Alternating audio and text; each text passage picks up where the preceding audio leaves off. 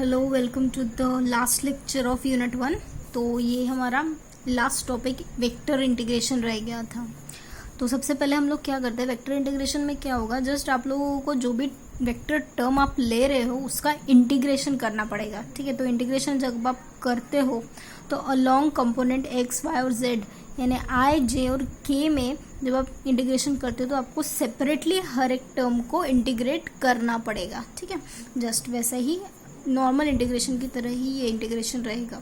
जैसे यहाँ पे देखिए, at f of t be a vector valued function. यहाँ पे एफ ऑफ टी अगर हम वेक्टर वैल्यूड फंक्शन लेते हैं तो हमारा एफ ऑफ टी कैसा रहेगा, F one of T i F two of T J plus F three of T के की फॉर्म में रहेगा। ठीक है, तब आप इसका इंटीग्रेशन कर रहे हो तो that means integration of f of T रहेगा, पर आई जो है वो कांस्टेंट रहेगा। क्यों? क्योंकि आपको integration with respect to t कर रहा है। That means integration of f one of t d t plus j बाहर रहेगा, integration of f two t d t plus k बाहर रहेगा, integration of f t three d t.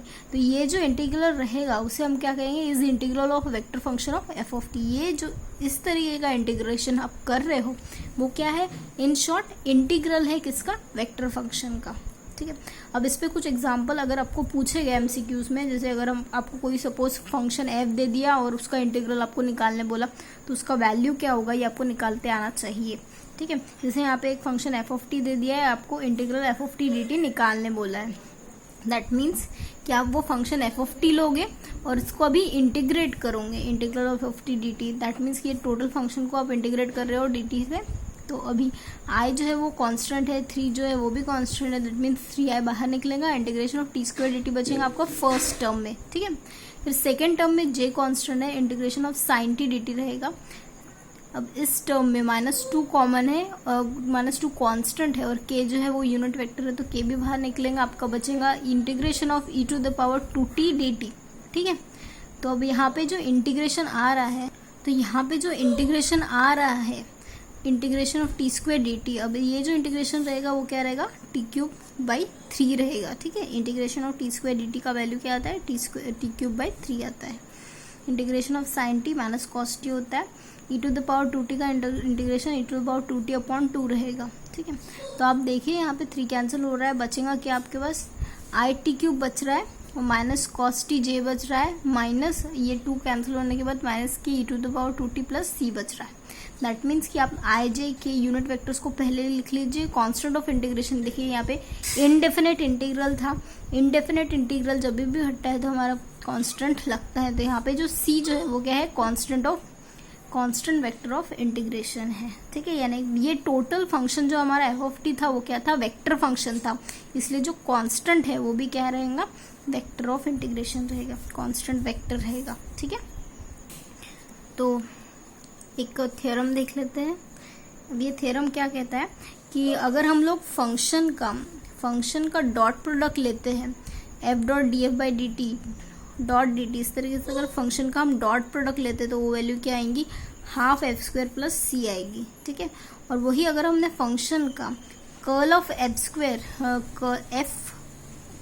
F cross g two f by d t square d t ले लिया, अगर हमने इस तरीके से फंक्शन लिया तो इसका वैल्यू क्या आएगा, f cross d f by d t plus c आएगा। ये इस तरीके से बोल रहा है। दैट मीन्स ये क्या कह रहा है कि ये जो इंटीग्रल है वो टोटली डी टी पे अप्लाई होगा, यानी एफ और क्रॉस के बाहर वो जा रहा है और आपके पास d two f by d t square जो है उस पर सिर्फ ये हमारा इंटीग्रल एक्ट कर रहा है। ठीक है, ये वो कहने की कोशिश कर रहा है। ठीक है, तो देखते हैं, जैसे अगर हमको फर्स्ट थिंग प्रूव करनी है तो आप कैसे प्रूव करोगे। अब ये प्रूव करने के लिए आप जस्ट एफ स्क्वायर लोगे, एफ स्क्वायर को लिखोगे एफ डॉट एफ। अब इसको आप डिफरेंशिएट कर रहे हो with respect to t, that means इसको डिफरेंशिएट किया तो d t of f square आएगा। अब यहाँ पे 2 जो है वो टर्म प्रोडक्ट रूल अप्लाई होगा, first function as it is differentiation of second plus second function plus first function का डिफरेंशिएशन और सेकेंड फंक्शन जो है वो एज इट इज रहेगा। ठीक है, दैट मीन्स कि आप यहाँ पे देखिए D f by d t dot F है, तो अब यहाँ पे हमने देखा था डॉट फंक्शन में कि वो दोनों कम्यूटेटिव अबेलियन होते हैं, अबेलियन है ना। अबेलियन में क्या होता है, f dot g is equal to g dot f होता है। दैट मीन्स कि d f by d t dot f is equal to f dot d f by d t होता है। ठीक है, डॉट फंक्शन जो है वो क्या होता है, कम्यूटेटिव होता है, इसलिए कमोडेटिव और अबिलियन भी बोलते हैं।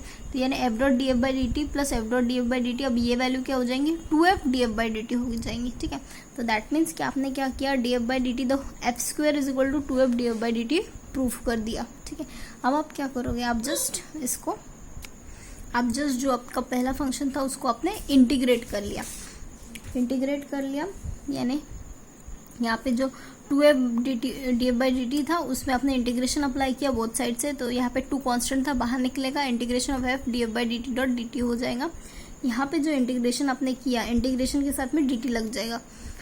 ठीक है, तो अभी यहाँ पे आप क्या कर रहे हो, ये जो इंटीग्रेशन है ये इंटीग्रेशन हटेगा और हमारे पास क्या बचेगा, एफ स्क्वायर प्लस सी, यहाँ पे सिर्फ एफ स्क्वायर प्लस सी बचेगा। और ये जो वैल्यू हमको मिली है ये हमारा क्या था, फर्स्ट वैल्यू था कि अगर आप 2 टाइम्स इंटीग्रल, ये आपको फर्स्टली प्रूफ करना था, 2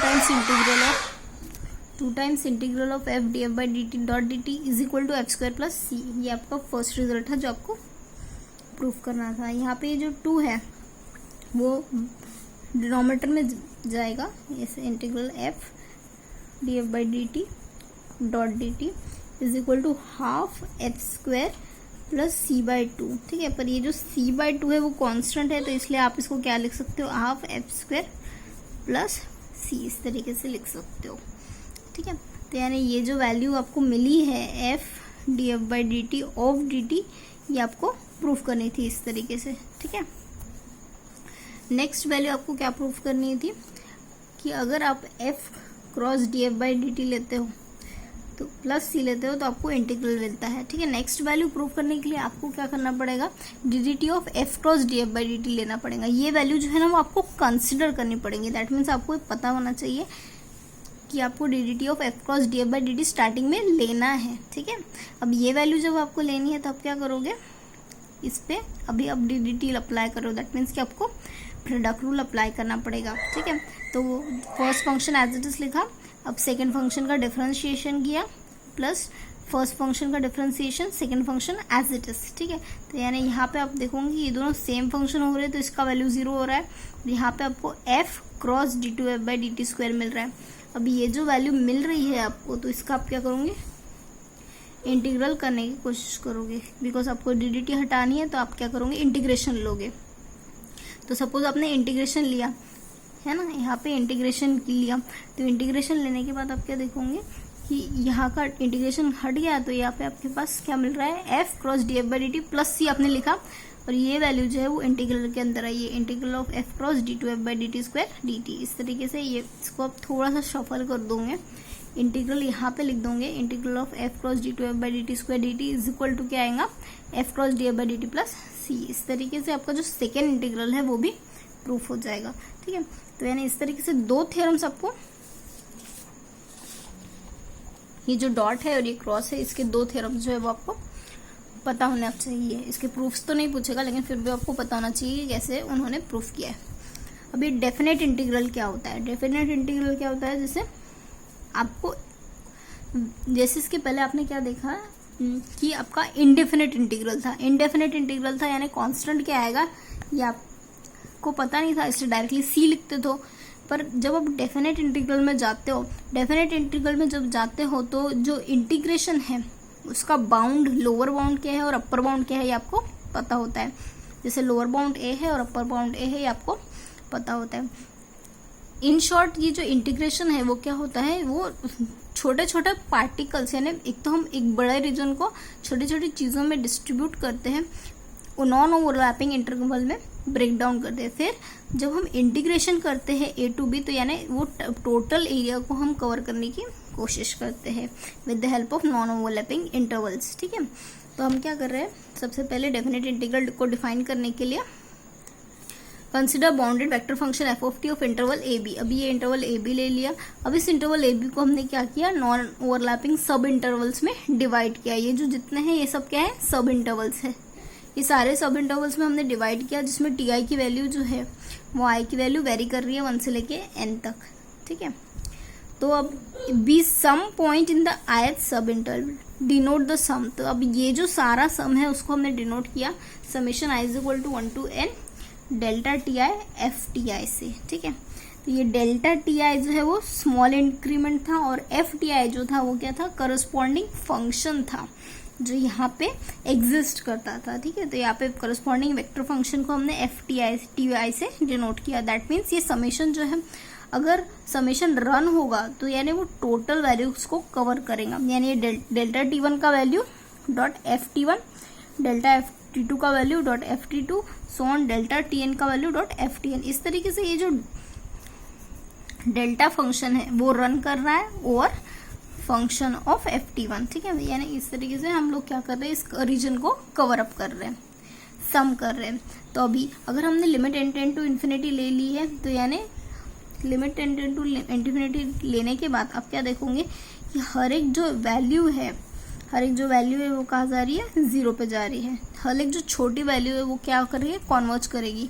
then the sum s tends to a definite finite limit, तब जो सम है वो एक फाइनाइट लिमिट पे जाएगा, और उस लिमिट को हम क्या कहेंगे, डेफिनेट इंटीग्रल कहेंगे, जो कि क्या देगा हमें, ये जो डेफिनेट इंटीग्रल है वो क्या देगा हमें, एक लोअर लिमिट देगा और एक अपर लिमिट देगा, जिसकी वजह से हमें लिमिटिंग वैल्यू मिलेगी। यानी यहाँ से जो वैल्यूज है वो कहाँ पे कॉन्वर्ज करेंगे, यहाँ से वैल्यू जो है वो कहाँ कॉन्वर्ज करेगी।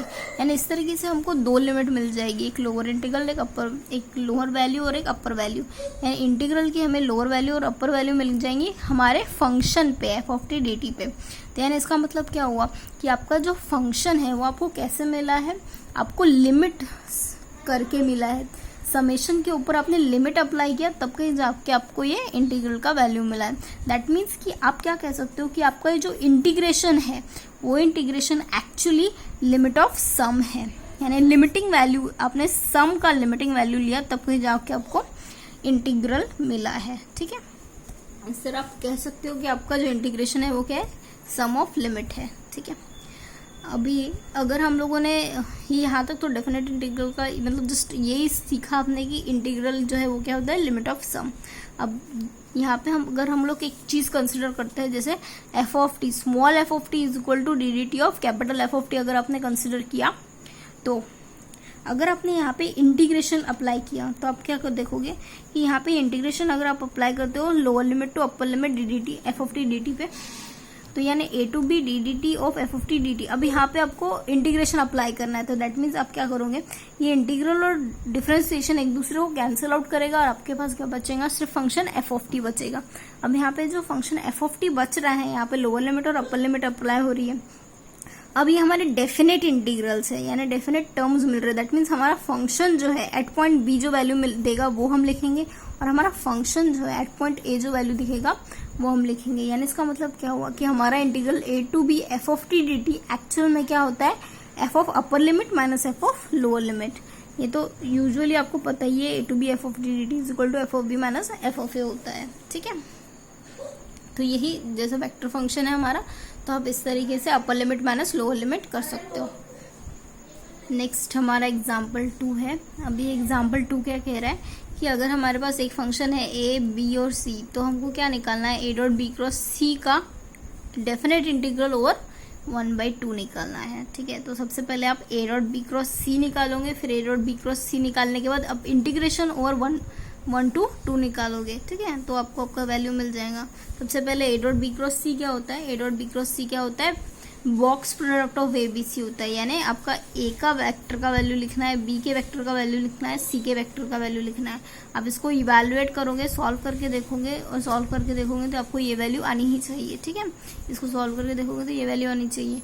अभी आप क्या कर रहे हो, आपकी जो वैल्यू आई है उसको इंटीग्रेशन कर रहे हो with in the limit 1 to 2 dt। ठीक है, 14 कांस्टेंट है तो इंटीग्रेशन 1 to 2 t dt पे लगेगा, माइनस 21 कांस्टेंट है, इंटीग्रेशन 1 to 2 dt पे लगेगा। ठीक है, t dt का वैल्यू क्या है, t²/2 1 to 2, यानी यहाँ पे हाफ आप बाहर निकाल लो तो ये 14/2 यानी 7 हो गया। अब ये t² है, t² यानी 2 का स्क्वायर माइनस 1 का स्क्वायर, अपर लिमिट माइनस लोअर लिमिट होता है ना, माइनस 21। अब ये जो t है 1 to 2, उसमें आप क्या करोगे, 2 - 1 करोगे, 2 - 1 यानी 1 हो जाएगा। अब ये वैल्यू क्या मिल रही है आपके पास, 3 मिल रही है, 7 3 21 यानी 21 - 21 आपको वैल्यू क्या मिल रही है, 0। यानी ये जो इंटीग्रल आपने निकाला है उसका वैल्यू आपको क्या मिल रहा है, 0 मिल रहा है। ठीक है, इतनी इजी तरीके से आपको ये सिंप्लीफाई करना है। बस आपको ये पता होना चाहिए कि a dot b cross c क्या होता है, box product of a b c होता है। ठीक है, नेक्स्ट प्रॉब्लम है कि जैसे अगर हमारे पास फंक्शन आर ऑफ टी दिया हुआ है तो r cross d two r by d t square d t जो है ये वैल्यू क्या होगी करके, ठीक है। तो सबसे पहले आपको क्या करना पड़ेगा, आर जो है आपके पास आर तो है, d two r by d t square नहीं है, इसलिए आप क्या करोगे, d two r by d t square निकालने की कोशिश करोगे। आपका आर क्या है, 5t स्क्वायर टी और माइनस टी क्यूब, तो d r by d t क्या हो जाएगा, टी स्क्वायर का क्या आएगा 2t डिफ्रेंशिएट करोगे तो, है ना, तो 5 इंटू 2 10t हो जाएगा। T with respect to t differentiate करोगे तो वैल्यू क्या आ जाएगी, 1 आएगी, ठीक है। और फिर जब इसको डिफ्रेंशिएट करोगे तो क्या आएगा, माइनस 3t आएगा, माइनस 3t स्क्वायर आएगा, ठीक है। अभी फिर से आप क्या कर रहे हो, फिर से इसको d two r by d t square से डिफ्रेंशिएट कर रहे हो, और 10t का डिफ्रेंशिएट करोगे तो 10 आएगा, 1 का डिफ्रेंशिएट करोगे तो वैल्यू क्या आएगी, 0 आएगी। अब माइनस 3t स्क्वायर का डिफ्रेंशिएट करोगे तो ये वैल्यू क्या आएंगी, -6। अब ये d two r by d t square का डिफ्रेंशिएट करोगे तो ये वैल्यू क्या आएगी, -6t आएगी, ठीक है। तो अब यानी d two r by d t square का वैल्यू आपने यहाँ पे निकाल लिया। तो अब आप क्या करोगे, r cross d two r by d t square निकालोगे, यानी ये वैल्यू क्या रहेंगी, आई जे के आर के लिए, आर वेक्टर फंक्शन है, d two r by d t square vector function है, तो आप क्या लिखोगे यहाँ पे, आई जे के लिखोगे, आर का वैल्यू क्या है 5t square t minus t cube, ठीक है। उसके बाद में d two r by d t square का वैल्यू क्या है 10, 0 और -6t। अब इसको सॉल्व करके आप वैल्यू निकालोगे, वो जो डिटरमिनेंट था उसको सॉल्व करके आपको वैल्यू क्या मिली है, i times -6t square plus j times 20t cube minus k times 10t, ठीक है। अब आप क्या कर रहे हो, r cross d two r d t square, अब इसका आई जे के हटा दो तो यानी -6t स्क्वायर हो गया और प्लस 20t क्यूब हो गया माइनस 10t हो गया। अब आपको क्या करना है, integration with in the limit 1 to 2 dt करना है ना। तो इसको आप टोटली इंटीग्रेशन कर रहे हो 1 to 2, ये जो फंक्शन था उसका dt टाइम्स, ठीक है। तो कांस्टेंट जो है वो बाहर निकालो, t वाले टर्म सिर्फ इंटीग्रेशन के अंदर होना चाहिए, तो उसका आप इंटीग्रेशन करके देखो, अपर limit minus lower limit put करो, वैल्यू जो है वो ये आनी चाहिए। यानी इस तरीके से आप जब सिंप्लीफाई करोगे तो वैल्यू क्या आएंगी, -14 आए प्लस 75j -15k, इस तरह वैल्यू आनी चाहिए, ठीक है। नेक्स्ट एग्जाम्पल है आपका, ये फंक्शन दिया हुआ है आर ऑफ टी, तो एट t इक्वल टू 2 और t इक्वल टू 3 आपको वैल्यू कैलकुलेट करनी है इंटीग्रेशन की, कौन थे इंटीग्रेशन की, R D r by d t of d t का, इस इंटीग्रेशन को कैलकुलेट करना है आपको, ठीक है। तो सबसे पहले आप क्या कर रहे हो, integration 2 to 3 R D R d t dot d t. अब इसको आपको जब सिंप्लीफाई करना है तो आप क्या देखोगे, या डी टी कैंसिल हो रहा है, आपके पास आर डी आर बच रहा है, दैट मीन्स ये क्या बच रहा है, आर स्क्वायर बाई 2 बच रहा है, पर r is a function of t, r is a function of t, इसलिए आप क्या लिखोगे, आर स्क्वायर टी, ठीक है, 2 to 3। तो दैट मीन्स कि यहाँ पे जहाँ टी है वहाँ पे आप 3 और 2 पुट करोगे, यानी आर ऑफ 3 स्क्वायर, मतलब ये जो स्क्वायर है वो आर पीच है और ये जो माइनस आर 2 ऑफ स्क्वायर, ठीक है। तो यानी जो फंक्शन है उस पर आपको स्क्वायर करना है, यानी आर का value for t equal to 3 पे क्या था, for t equal to 3 r का वैल्यू क्या था, 4i minus 2j plus 3k था, तो यानी 4i minus 2j plus 3k का स्क्वायर हो गया। और at t equal to 2 r का वैल्यू क्या था, 2i plus j minus 2k the whole square, ठीक है। तो आपको पता है कि ये जो फंक्शन है उसका स्क्वायर जब आप करते हो, ठीक है, जैसे आर क्या होता है, r is equal to modulus of हमारा फर्स्ट फंक्शन जो रहता है ए स्क्वायर बी स्क्वायर और सी स्क्वायर, ठीक है, इस तरीके से रहता है, ए आई प्लस बी जे प्लस सी के रहता है ना। तो उसमें से अगर हमारा आर जो है वो है ए आई प्लस बी जे प्लस सी के है, तो दैट मीन्स कि आपका जो आर है वो क्या रहेगा, root a square plus b square plus c square रहेगा, ठीक है। वैसे ही अगर आप आर स्क्वायर निकालते हो तो वैल्यू क्या रहती है, a square plus b square plus c square रहती है। तो वैसे ये जो फंक्शन है उसका आप यहाँ पे आर का स्क्वायर ले रहे हो, आर का स्क्वायर का वैल्यू क्या रहेंगी, a square plus b square plus c square, यानी ये जो टर्म है उसका स्क्वायर जब आप करोगे तो 4 स्क्वायर आएगा plus of -2 square plus of 3 square, ठीक है। यहाँ पे 2 स्क्वायर प्लस ऑफ -1 स्क्वायर और प्लस ऑफ 2 स्क्वायर, इस तरीके से वैल्यू आएंगी, ठीक है। जैसे अगर आपके पास ये फंक्शन आर है, आर ये ए आई प्लस बी जे प्लस सी के वाला आर है, ठीक है। पर आर का वैल्यू आप विदाउट आई जे के निकालते हो तो वो under root a square plus b square plus c square आता है। फिर आर का जब स्क्वायर करोगे तो a square plus b square plus c square मिलता है, ठीक है। तो वही ये जो वैल्यू है आर का स्क्वायर है, आर का स्क्वायर है। तो आपको वैल्यू तो इन टर्म्स ऑफ नंबर्स चाहिए, तो आप a square plus b square plus c square लिखोगे, ठीक है। ऐसा यहाँ पे भी होगा। तो अब जब आप इसको सिंप्लीफाई करोगे तो वैल्यू क्या आएगी, 10 आएगी। यानी जो integration of 2 to 3 R D r by d t है उसका वैल्यू क्या आई है, 10 आई है।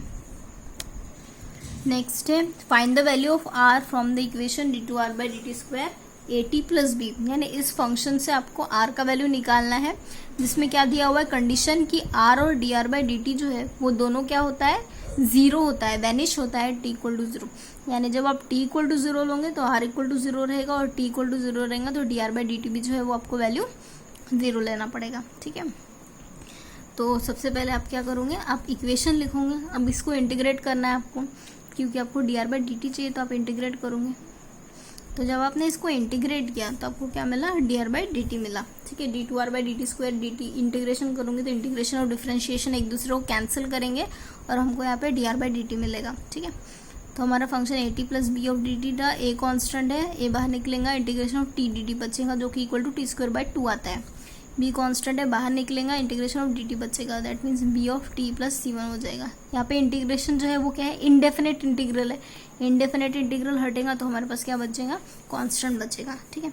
हमारे पास क्या दिया हुआ है, C1 निकालने का। सपोज ये कांस्टेंट है, उसका वैल्यू निकालने का है। तो हमको क्या दिया हुआ है कि D r by d t जो है वो वैल्यू क्या होती है, जीरो। कब, जब हम टी का वैल्यू जीरो रखते हैं तो, ठीक है। तो हम क्या करेंगे, टी का वैल्यू जीरो रखेंगे। टी का वैल्यू जीरो रखेंगे तो d r by d t क्या है मिल रहा है हमको, जीरो मिल रहा है। यानी टी का वैल्यू हम d r by d t में टी का वैल्यू जीरो पुट कर रहे हैं तो ये value d r by d t की जीरो मिल रही है। दैट मीन्स यहाँ पे a into zero plus b into zero plus C1, यानी C1 का वैल्यू हमको क्या मिल गया, जीरो मिल गया। तो आप यहाँ पे पुट करो C1 का वैल्यू तो आपको क्या मिलेगा, a t square by 2 plus b t मिलेगा, ठीक है। अब आप फिर से इसको इंटीग्रेशन करोगे। इंटीग्रेट क्यों करोगे, क्योंकि आपको यहाँ पे आर की वैल्यू चाहिए। तो इंटीग्रेशन किया D r by d t dot d t. अब ये जो है डिफरेंशिएशन और इंटीग्रेशन एक दूसरे को कैंसिल करते हैं, आपको वैल्यू क्या मिलेंगी, आर मिलेंगी, ठीक है। Equal to a by 2 constant है, integration of t square d t. अब ये जो t square by d t है उसका वैल्यू क्या आता है, टी क्यूब बाई 3 आता है इंटीग्रेशन में, ठीक है। और integration of t d t क्या होता है, टी स्क्वायर बाई 2। अब ये जो इंटीग्रेशन टोटल हट गया है तो दैट मीन्स आपको कांस्टेंट लेना पड़ेगा, कांस्टेंट ऑफ इंटीग्रेशन। तो यहाँ पे कांस्टेंट ऑफ इंटीग्रेशन आपने क्या लिया, C2 ले लिया, ठीक है। तो इसको थोड़ा सा अरेंज करो, 2 इंटू 3 6 हो गया, a t cube plus b by 2 t square plus C2। अब यहाँ पे आप क्या करोगे, टी का वैल्यू पुट करोगे जीरो। क्यों, क्योंकि at t equal to zero r equal to zero दिया हुआ है। तो आप क्या करोगे, at r t equal to zero है, बस टी का वैल्यू यहाँ पे जीरो पुट करो, ठीक है। सो दैट आप C2 का वैल्यू निकाल सको। यहाँ पे आपको C2 का वैल्यू कितना मिल रहा है, जीरो मिल रहा है।